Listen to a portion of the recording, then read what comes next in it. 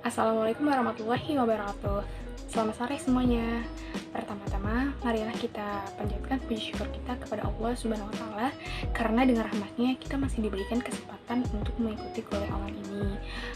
Yang terhormat kepada Bapak dosen mata kuliah Bahasa Indonesia, Bapak Abdul Latif, dan teman-teman sekalian yang saya hormati. Sebelumnya, izinkan kami memperkenalkan diri. Kami dari kelompok 6, materi 7, yang akan membahas topik karya tulis ilmiah.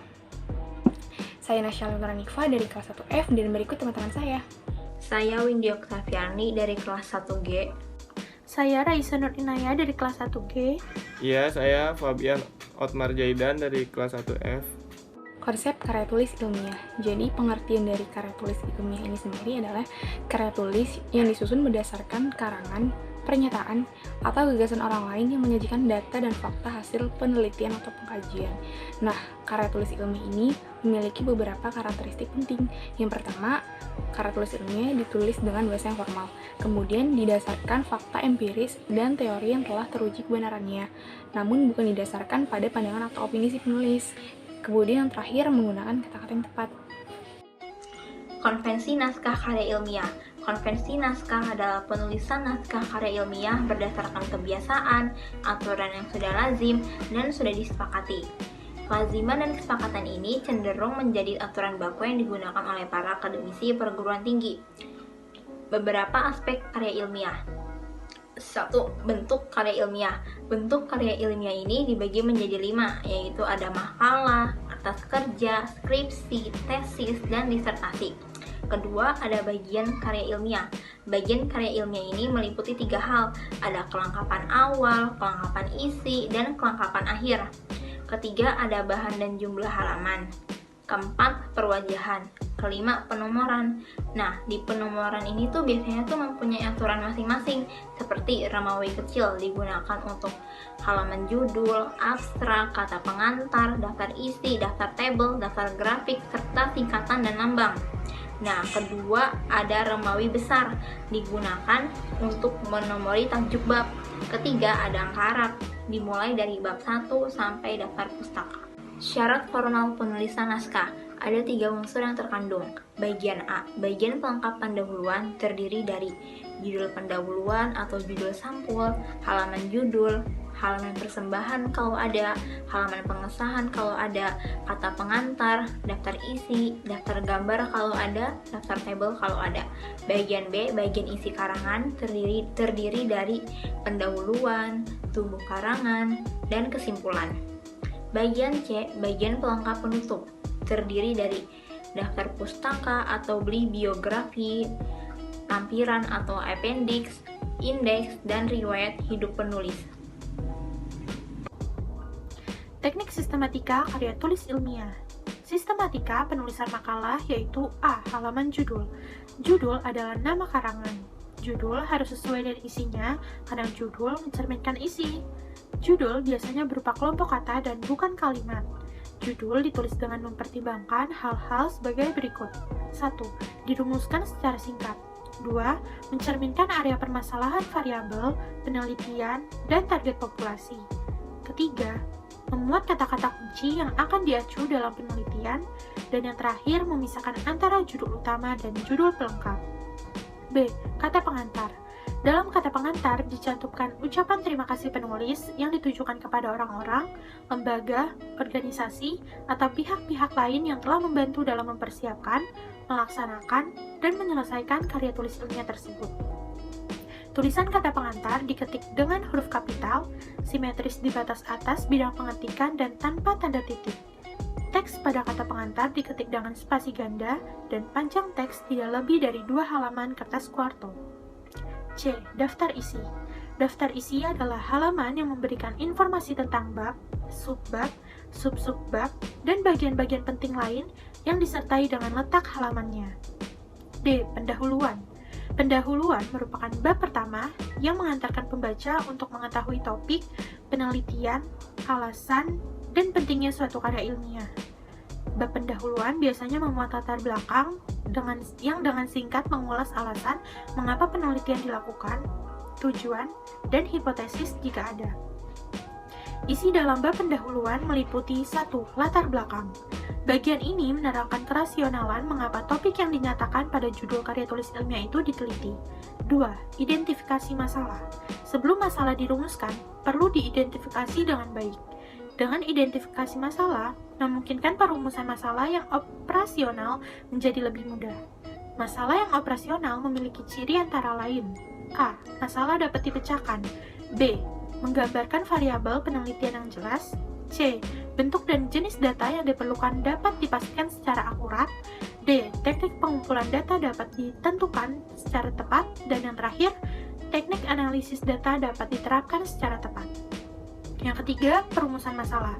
Rumusan masalah adalah rumusan persoalan yang perlu dipecahkan atau dipertanyakan, yang perlu dijawab dan penelitian. Yang keempat, tujuan penulisan. Tujuan penelitian mengungkapkan apa yang hendak dicapai dengan penelitian. Tujuan dirumuskan sejajar dengan rumusan masalah. Misalnya, apakah ada pengaruh X terhadap Y? Maka tujuannya ialah menentukan adanya tidak pengaruh X terhadap Y. Ya, selanjutnya di sini ada bab isi atau pembahasan. Pembahasan merupakan bagian inti makalah yang disusun berdasarkan urutan rumusan masalah di atas. Materi pembahasan bisa bersumber dari data penelitian, merujuk pendapat pakar tertentu, ataupun menurut perkembangan logika kita.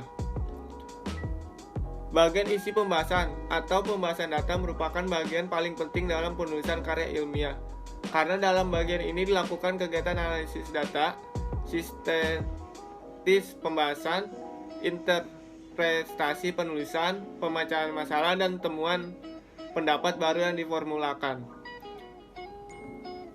Ya, selanjutnya ada penutup.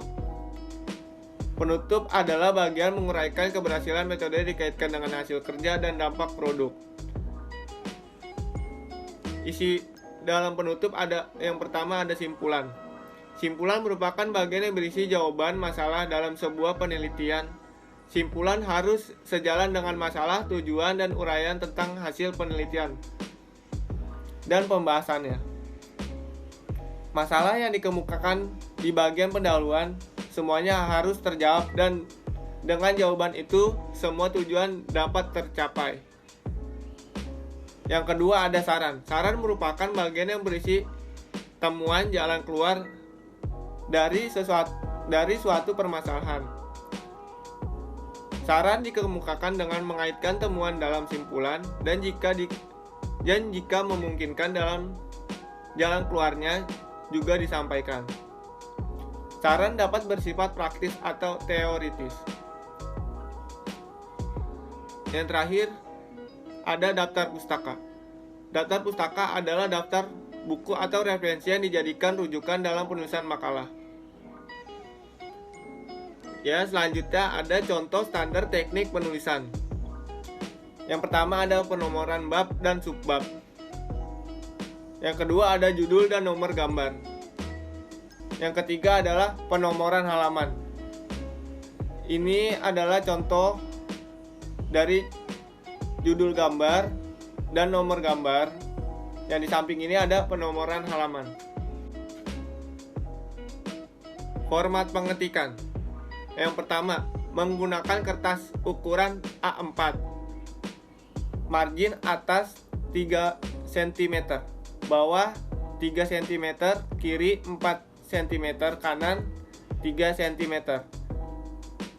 Yang kedua, jarak spasi 1,5, khusus abstraksi hanya 1 spasi. Yang ketiga, jenis huruf font, yaitu Times New Roman.